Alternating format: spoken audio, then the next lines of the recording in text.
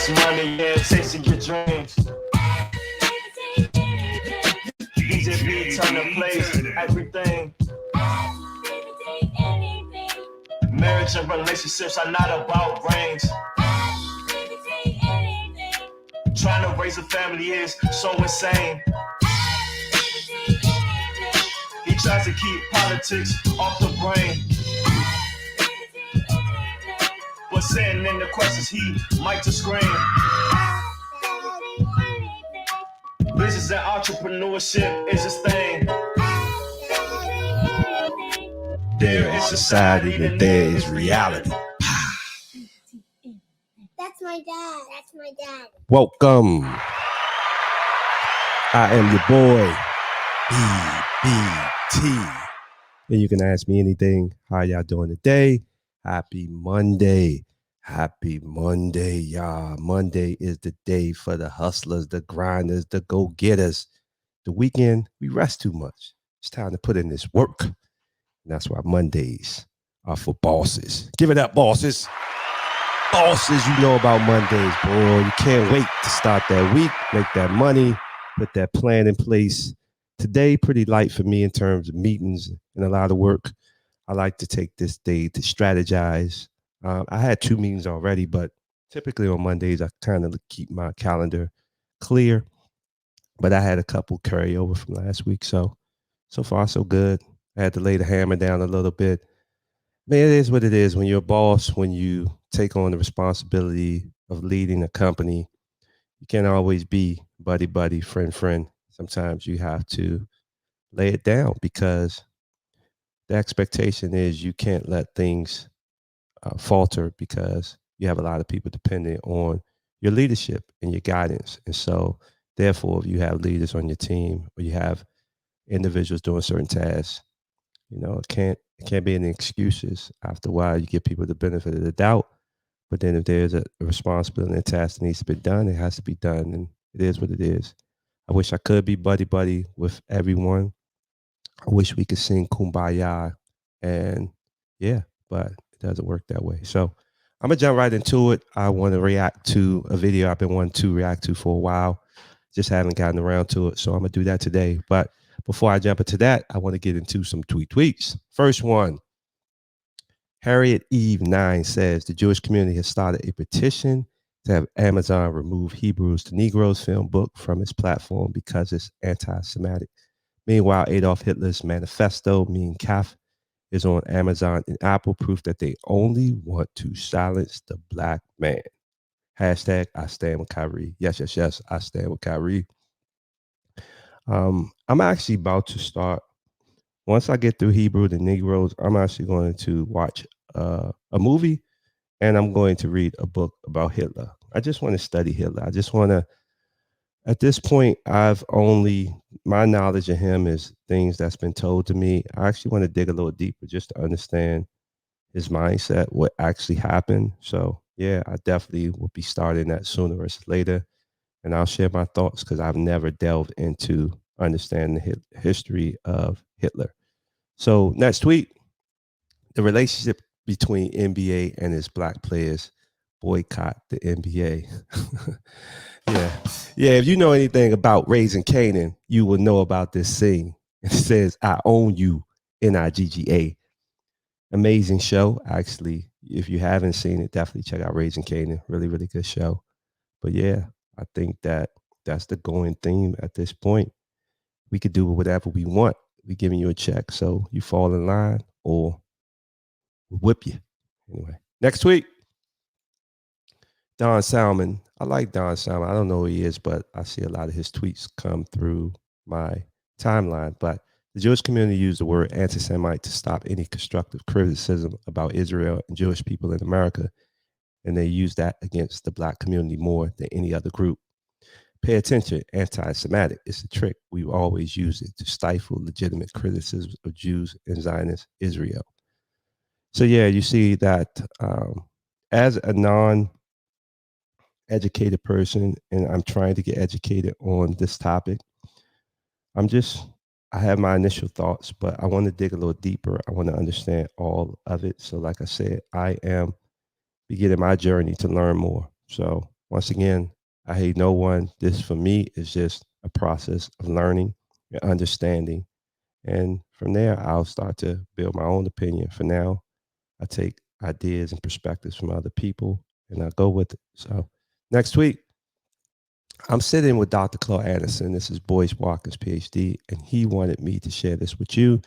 These are the founders of the NAACP. Their goal was to push social integration in exchange for allowing others to extract wealth from the Black community. They got the money, you got the symbolism. Yeah, no more symbolism. I'm over symbolism. I'm over, giving us these signs and these pictures and this imagery and these holidays. Show us the money. And I've said it before, I'll say it again, as a small business owner that has been on his own for a very, very, very long time, a person that came up poor, came up in the trenches, show us the money. We need opportunities. We need funding to be able to start businesses like our counterparts, like other communities, other cultures. We need those opportunities. We need low interest loans so we could take risk and we could jump out there and we could build up our own community. So yeah, no more symbols for me. Show me the money. Anyway, last tweet, breaking. Kathy Griffin has been permanently suspended from Twitter for impersonating Elon Musk. She had 2 million followers. She changed her name to Elon Musk, and her account was suspended. That's a lot of followers to get your account suspended. And then Elon said actually she was suspended for impersonating a comedian. Oh man, that man, he be on fire. He be on fire. But yeah, that was the tweets for the day. Tweet. So yeah, so let me jump into, I heard this on Kwame Brown Bust Life. I've been trying to react to it for a while and just been a little busy with things. So I'm gonna let it play. Let me start this part first. Fair use. This is for entertainment purposes only. I think the original video was on World Star, but I actually saw it on Kwame Brown Bust Life. So I'm going to play this. And then I'm gonna let it play for a little bit. The truth is this: a bunch of young black male rappers keep dying. You know who's not dying? Record executives. The record executives that push for them to continue to make songs and create a culture that is obsessed with death, drugs, and sex. Period. The industry's obsessed with it, but those record executives, they're not dying because they don't push this culture on their own people. But they're encouraging you to push it on yours, and they're paying you handsomely to do it. The reality is, I know a lot of you. A lot of you are good people. You're family guys. You're not the image that you put out there to the world. Why? Why don't you be the example? Stand up. I challenge you. Be the example. Make music about the culture you want to see. Don't just get online today and talk about how, whenever a rapper makes it, his own people take him down. Don't just make really quick. videos. This was right sad. after. Don't rest in peace. This was right after Takeoff's death last week. This executive came on video. Like I said, I think the original video was on World Star. He's just talking about his experience being an executive. He's talking about the fact that you guys are regular people, but they kind of put you in this box of this is what the type of music you have to make. And unfortunately, it is leading to the destruction of our people. So let me let it keep going. That stuff. Be the change you want to see. Inspire it in your community. Reach out to other rappers and say, we have to stop. We're being used. You've been used for a long time. They create this paradigm to make you believe that you're so important and your celebrity status is worth so much, but in truth, you're a pawn in their game and you always have been. Yeah, man. Once again, I always talk about an artist that I listen to. I like to use him as an example because he's a totally independent artist, Coda the Friend. And if you listen to his music, it's very uplifting and it's catchy. It's really good music. And there's no reason this guy shouldn't be on the radio, shouldn't be on Sirius XM, but it's actually pushing you to be independent. It's pushing you to think for yourself. It's pushing you to go after all of your dreams. They don't want that in the mainstream, and it's sad. It's sad. And I think what this young man, what this gentleman is saying is that, hey, listen, you guys, if you really, really take it upon yourself to say, listen, I'm going to be an example for my community. I'm going to make more uplifting music. Then the change will happen. But instead, you're just kind of going and doing what they want you to do because in their mind, that's how we sell records, and we don't really care about you. So let me let it keep going. The government has wanted to hold down communities of people in different ways through different methods for a very long time. The Black community has been to use entertainment to create a culture obsessed with death, drugs, sex, and money, so that they could create a false paradigm of what happiness and what success really was. And in doing so, they created a world that also made people more dependent on government, and as a result, gave themselves more power. The record executives that push you to do this, to go and continue to profit off the backs of your work, they're in cahoots with the elite. They're in cahoots with the government. They want you to think you're important, but in truth, you're just doing their dirty work. I know y'all think when y'all hear things like in cahoots with the elite, you think that it's a bunch of conspiracy theory talk. But the reality is, it makes a lot of sense. When you dig a little deeper into hip hop, you're thinking a little bit deeper into the private prison system. It all goes hand in hand. And it's been going like this for a very long time. So I think we got to get past some of the words that's being used, like elite, they, and the powers that be, and understand that this is real talk. I can't sit up here and say it's facts, because at the end of the day, unless you are an insider like this guy, and this is why you got to kind of take his words pretty seriously, unless you are an insider like this, obviously you're thinking, or you're giving a theory, but we've been giving examples of why things are being done the way they're being done. And then you got to just be able to think for yourself, why isn't a cat like Code the Friend being pushed to the masses versus some of these guys? I swear, because I went years without listening to hip hop on any type of radio or Sirius and XM, and then when I do kind of peek in and see what's going on, I'm like, who the hell is this? What are they talking about? And it's like, wow, man, they talking about suicide, they talking about depression, they talking about, it's like, where do we go from uplifting music, hip hop, talking about the struggle? I guess that is a struggle, but damn, it's like that's just the narrative that's going on in the current generation of hip hop artists. So anyway, let me keep going. For them, so stop. They've empowered you in ways that are real. You have an audience, you have platforms, you have the ability to make change. So go against the grain together. They're more afraid of you all together standing up and creating a new culture that's built around family, faith, freedom, doing the right thing, valuing life, than they are of anything else. So I challenge you, use your power to do the right things. If you continue to do the same thing you've done, more rappers like this are going to die. How many have to die before you change the culture? And let me tell you something else. There's a reason the record labels pay us more to do rap videos. They don't tell you that, do they? Do they tell you that they pay us more to do your videos? Because they do. They do it because they know it's more dangerous. They do it because they know it's more difficult. And they do it because, frankly, there's a lot of money laundering involved. Those labels wash a bunch of money through. We don't do it, but we know the labels are doing it 100%. Okay, they're then taking the money off the top end, and you see on your royalty check, oh, they spent $150,000 on this video. Did they? Because we didn't see $150,000. Okay, so I ain't gonna lie to you, I would hate to be a hip hop artist, especially a young one coming up, and you have the talent, you just want to be put on, and then this is thrown in your face, this is thrown in your face, this is thrown in your face. And then when you start to read between the lines, you start to look at it, you're like, what the heck? What is that for? What is that for? And unfortunately, and this with things like Ye is talking about, you have no real representation. So you just following the money, you just following the glitz and the glamour. At the end of the day, you just signed your life away, you just signed your likeness away. And that's wouldn't be a cool feeling. Like you hear it like guys like Jadakiss and the Locks talking about, I guess the issues they had with Puff Daddy trying to get their masters and certain things like that. Man, it's sad. Like, they're thrown in front of us and we think these people are living this glamorous, amazing life. But at the end of the day, they don't own shit. So let's let it keep going. And to who? Their friend's company? A lot of times that's the case. Same thing with insurance companies.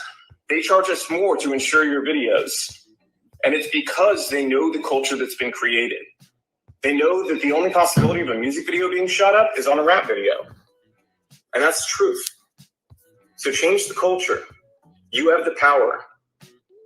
Your people deserve it. You guys know.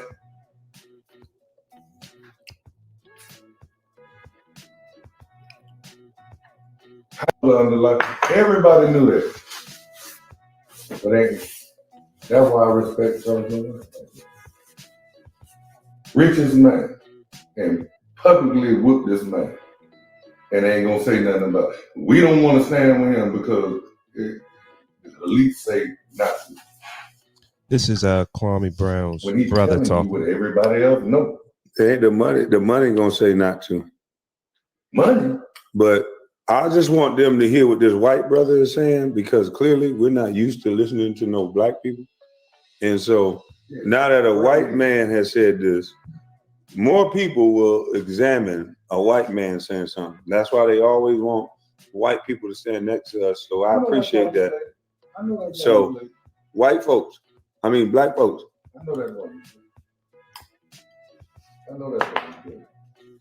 Fair use, fair use. Now that a white man has said this, they're not going to disavow this white man, but they're going to destroy anybody who says yay, who stand next to yay.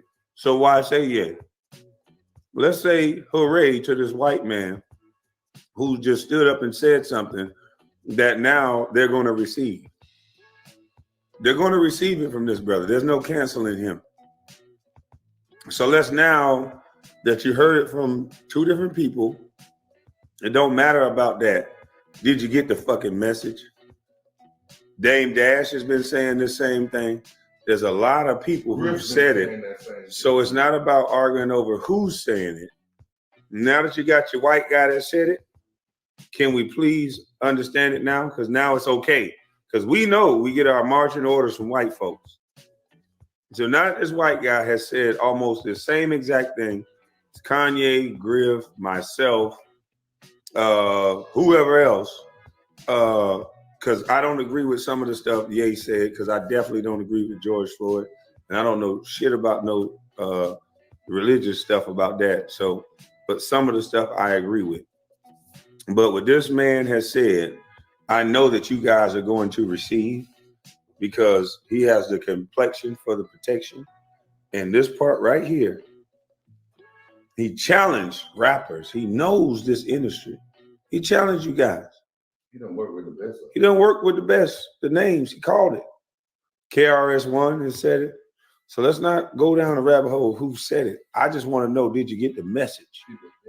So yeah, I'm gonna leave it off there. I agree. Did you get the message? It's unfortunate that we do want the white man to come and save the day, because there have been Black folks that have been preaching, let's be more uplifting, let's watch what we say, let's be very mindful that you do have a following, you have a bunch of followers, you have a platform. So what you say out of your mouth really impacts our communities. But unfortunately, we don't listen. We making that money, we getting that bag. So we gotta do what we gotta do. But yeah, this exec came out and he challenged. See where it goes. It has been about a week since Takeoff's death. I don't really follow the news like that to be knowing what really happened. At the end of the day, everyone is tweeting and posting RIP, so sad. But unfortunately, that's what we do. We glorify that music about the killers, the shooters. And yeah, man, there are artists out here. Once again, I'll say his name one more time. Coda the Friend.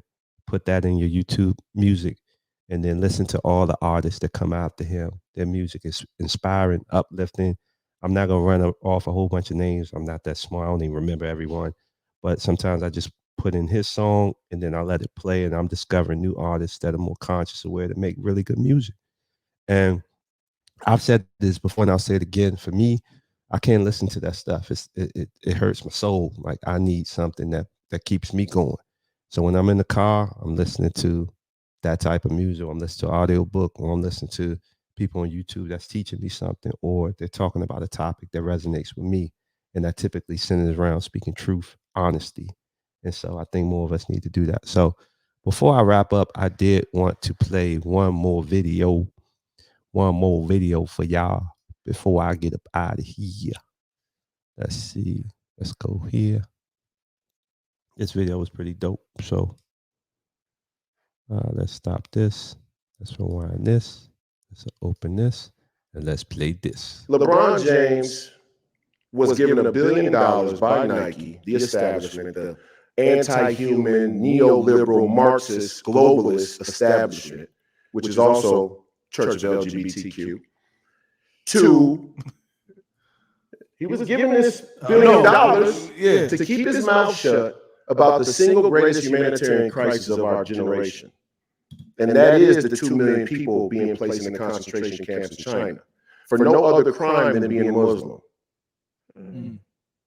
Now, he won't speak on that. Why? Number one, it's an economic injustice that he's done to take that payoff to shut his mouth, because really he should have asked Nike for $40 billion. Of course. He should have got at least $500 million a year, if not $1 billion a year, because Nike makes $40 billion of revenue a year, and he represents at least 1/40 of their commercial value and influence. 100%. But he took the $1 billion because when you're a radical materialist and you come from Akron, Ohio, like I come from Minneapolis, or you come from one of these other black communities, you measure your success based on what other black people have. And because other black people don't have $1 billion, he feels that the $1 billion he got is an accomplishment that he can hold over y'all and say, look at me. Right. I'm successful.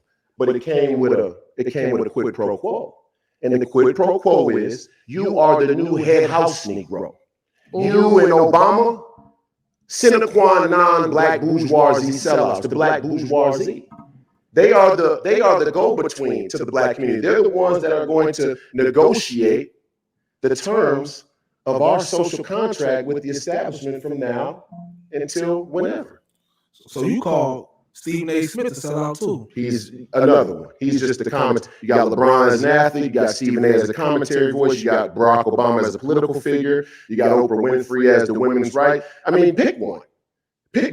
It's hard to find a black public figure who's a celebrity who hasn't sold us out.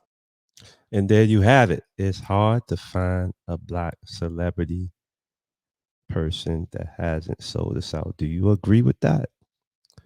Me?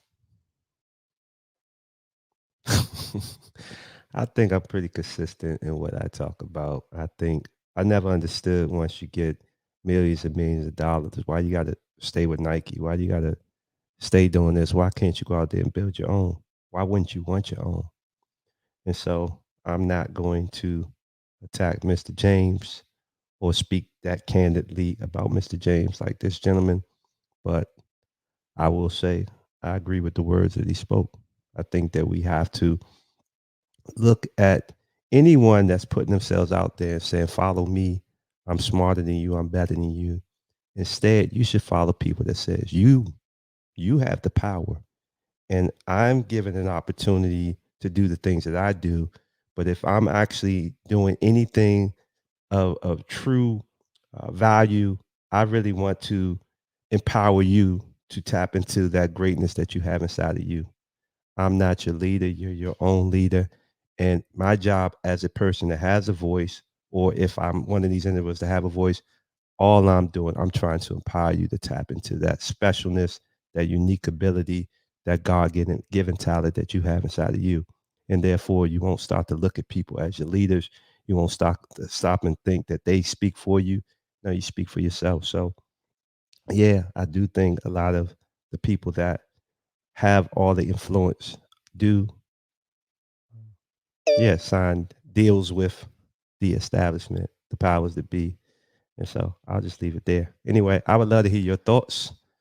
I hope you have an amazing Monday. I hope that, all your goals that you shoot for this week come to life. And me, I'm about to chill. I'm out.